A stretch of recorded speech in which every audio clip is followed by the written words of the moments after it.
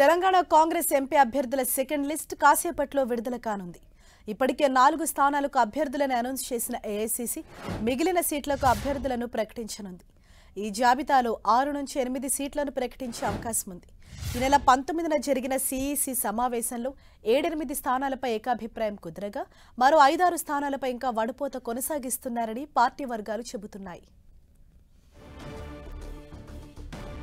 ఇప్పటికే మహబూబ్నగర్, మహబూబాబాద్, నల్గొండ, జహీరాబాద్ సీట్లను ప్రకటించిన కాంగ్రెస్ మరికొన్ని స్థానాలపై ఏకాభిప్రాయానికి వచ్చింది. సెకండ్ లిస్టులో సికింద్రాబాద్ స్థానం నుంచి దానం నాగేందర్, చేవెళ్ల నుంచి రంజిత్ రెడ్డి, మల్కాజ్గిరి నుంచి సునీత మహేందర్ రెడ్డి పేర్లు కన్ఫర్మ్ అయ్యాయని సమాచారం. ఇక వరంగల్ నుంచి పసునూరి దయాకర్ లేదా తాటికొండ రాజయ్య పేరు పరిశీలనలో ఉండగా ఆదిలాబాద్ అభ్యర్థిగా డాక్టర్ సుమలత, ఆత్రం సుగుణ, నరేష్ జాదవ్ హైకమాండ్ దృష్టిలో ఉన్నారు. హైదరాబాద్ షెహనాద్ తుబ్సం, పెద్దపల్లి గడ్డం వంశీని బరిలోకి దించాలని హస్తం పార్టీ భావిస్తోంది. ఇక నిజామాబాద్ జీవన్ రెడ్డికి, మెదక్ నీలం మధుకి కేటాయిస్తారనే ప్రచారం జరుగుతోంది.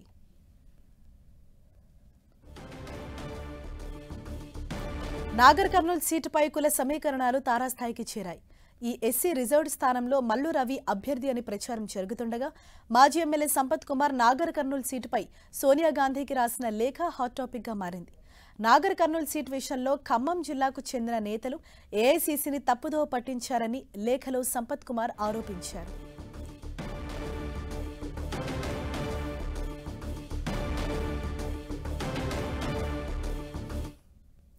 దీనిపై మరింత సమాచారం మా ప్రతినిధి ప్రతాప్ మనకు అందిస్తారు. ప్రతాప్, సెకండ్ లిస్ట్ ఈ రోజే విడుదలయ్యే అవకాశం ఉందా? అంటే ఎన్ని స్థానాలకు ఈ సెకండ్ లిస్ట్ లో విడుదల చేయబోతున్నారు?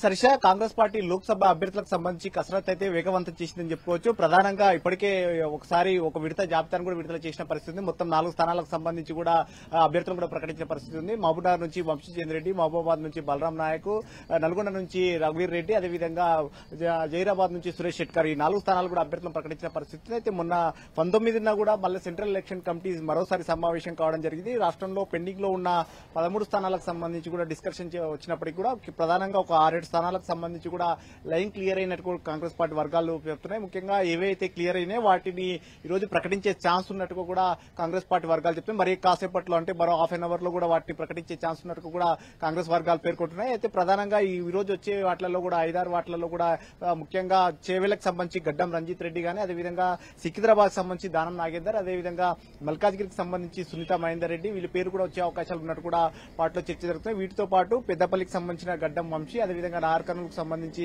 మల్లు రవి పేర్లు కూడా వచ్చే అవకాశాలు ఉన్నట్టు కూడా ఒక ప్రచారం అయితే జరుగుతుంది. వీటితో పాటు హైదరాబాద్ సంబంధించి షెహనాద్ తుబ్సం, ఇవే సుప్రీంకోర్టు అడ్వకేట్ గా ఉన్నారు, ఆమెకు టికెట్ ఇవ్వాలని చెప్పేసి కాంగ్రెస్ పార్టీ ఒక ఆలోచన చేస్తుంది. మహిళలకు ఇచ్చినట్టుగా అంటే మహిళలకు కూడా కొన్ని చోట్ల అకామిడేట్ చేసినామన్నట్టుగా కాంగ్రెస్ పార్టీ చేయాలని ఒక ఆలోచన కూడా చేస్తుంది. కాబట్టి అందులో భాగంగానే ఇప్పటికే సునీత మహేందర్ రెడ్డి మల్కాజ్గిరికి ఇవ్వాలని చూస్తున్నారు. అదేవిధంగా ఆదిలాబాద్ సంబంధించి కూడా డాక్టర్ సుమలత పేరు కూడా ప్రధానంగా చర్చకు వస్తుంది. కాబట్టి ఆమె డాక్టర్ గా ఉన్నారు, ఆమెకి ఇచ్చినట్లయితే క్లీన్ ఇమేజ్ తోటి ఆదివాదీ సామాజిక వర్గానికి సంబంధించిన వ్యక్తి కాబట్టి అక్కడ గెలిచే అవకాశం ఉంటుంది, కొత్త వ్యక్తి అనే ఒక ఆలోచనతోటి ఇక్కడ కాంగ్రెస్ పార్టీ చేసినట్టు కూడా తెలుస్తుంది. సో ఈ నేపథ్యంలో ఈ 5-6 స్థానాలు ఏవైతే ఉన్నాయో వాటికి సంబంధించి కూడా క్లియరెన్స్ అయిన వాటిని అన్నిటి కూడా మరి కాసేపట్లో రిలీజ్ చేసే అవకాశాలు ఉన్నట్టు కూడా తెలుస్తుంది. ముఖ్యంగా ఏవైతే పెండింగ్ లో ఉంటున్నాయో భువనగిరి గానీ, ఖమ్మం గానీ, ఇవన్నీ కూడా నెక్స్ట్ విడతలో వచ్చే అవకాశాలు ఉన్నట్టు కూడా తెలుస్తుంది. మెదక్ ఒకనొక దశలో క్లియర్ అయిందని చెప్పినప్పటికీ కూడా మళ్ళీ దాన్ని కూడా హోల్డ్ లో పెట్టి నెక్స్ట్ 3వ జాబితాలో ఇవ్వాలని చెప్పేసి ఒక ఆలోచన కూడా కాంగ్రెస్ పార్టీ చేస్తున్నట్టుగా తెలుస్తుంది. అదేవిధంగా నిజామాబాద్ గానీ, కరీంనగర్ వీటికి సంబంధించి కూడా సామాజిక సమీకరణాలు గానీ, అదేవిధంగా వీటన్నిటి కూడా బేరీజ్ వేసుకుని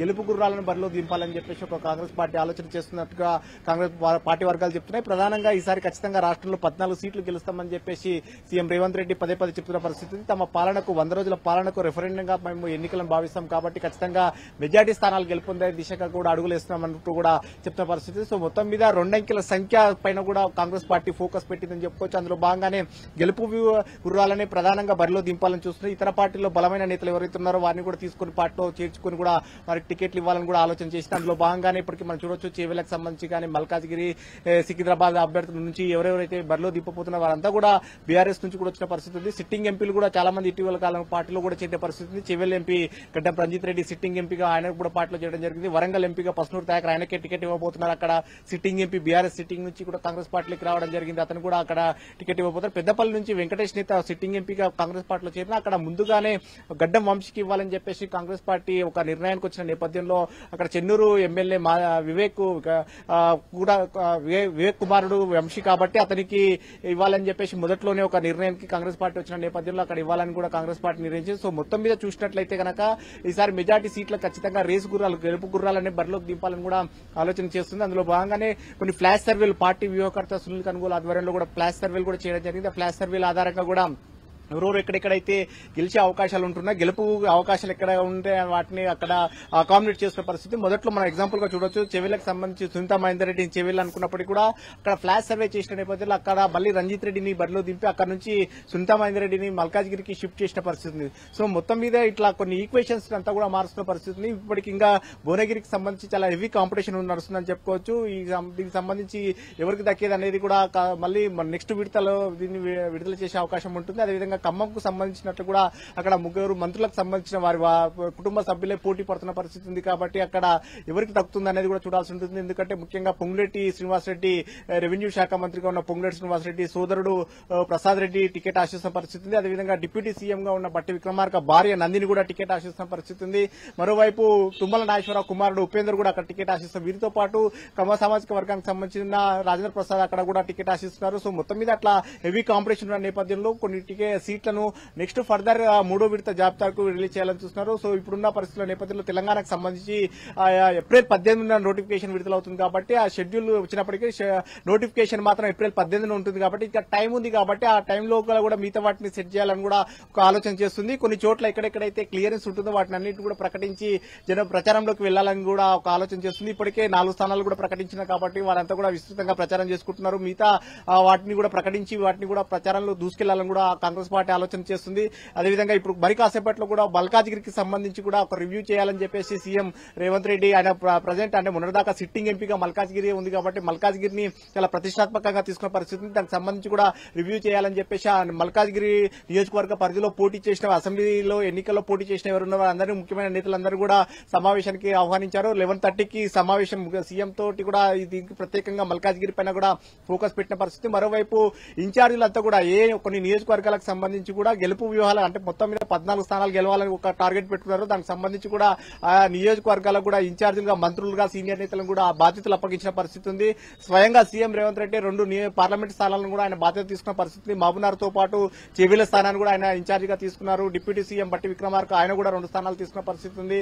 హైదరాబాద్ కానీ సికింద్రాబాద్ 2 పార్లమెంట్ స్థానాలను ఆయన కూడా ఇన్ఛార్జిగా తీసుకున్నారు. మిగతా మంత్రులంతా కూడా ప్రతి మంత్రికి ఒక్కొక్క పార్లమెంట్ స్థానాన్ని ఇన్ఛార్జి బాధ్యతలు అప్పగించారు. పొంగులేటి శ్రీనివాసరెడ్డికి 2 స్థానాలు ఇచ్చారు. ఆయన మహబాద్ ఖమ్మం 2 పార్లమెంట్ స్థానాలను కూడా ఆయనకు ఇన్ఛార్జి బాధ్యతలు అప్పగించిన పరిస్థితి. అట్లా మొత్తం మీద అన్ని మంత్రులకు నియోజకవర్గాల బాధ్యతలు అప్పగించిన నేపథ్యంలో ఆ మంత్రులు కూడా ఎక్కడికక్కడ రివ్యూలు చేసుకుంటూ ఎక్కడెక్కడైతే సమస్యలు ఉంటున్నాయో వాటిని ఖచ్చితంగా అధిగమించి ఎలక్షన్ నాటికి వాటిని అన్నిటి కూడా సెటిఫై చేసుకుని గెలుపు దిశగా కూడా అడుగులేస్తున్న పరిస్థితి. సో మొత్తం మీద ఈ రోజు కూడా 2వ విడత జాబితా వచ్చిన తర్వాత నెక్స్ట్ 3వ విడత జాబితాకు సంబంధించి కూడా కసరత్తు చేస్తుందని చెప్పుకోవచ్చు. ఈ రోజు మరి కాసేపట్లో మరో హాఫ్ అన్ అవర్ లో 2వ విడత జాబితాలో దాదాపు 5-6 మంది పేర్లు వచ్చే అవకాశాలు ఉన్నట్టు కూడా కాంగ్రెస్ పార్టీ వర్గాలు చెప్తున్నాయి. Harish, thank you Pratap.